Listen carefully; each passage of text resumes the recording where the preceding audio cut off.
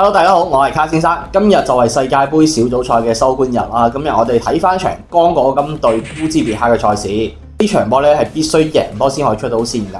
佢哋第一場可以逼和到葡萄牙咧，都證明呢班波係有翻咁上下嘅實力啦。成班波個個都係銅皮鐵骨啊！喺前場又有維沙啊、巴金寶啊，呢啲都係踢過大會嘅球員啦。佢哋喺禁區裏邊咧都係具備一劍封喉嘅能力嘅。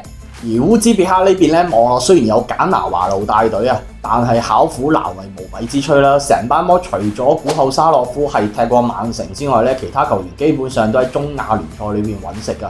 整體嘅實力咧，同剛果金相比咧係有差距嘅。剛果金喺前場咧都可以話係兵多將廣啦，佢哋嘅輪番衝擊咧，我相信係可以令到烏茲別克條防線好似真係雞欄收市咁亂啦。所以呢場波咧，我會更加傾向於剛果金可以搞掂烏茲別克順利晉級。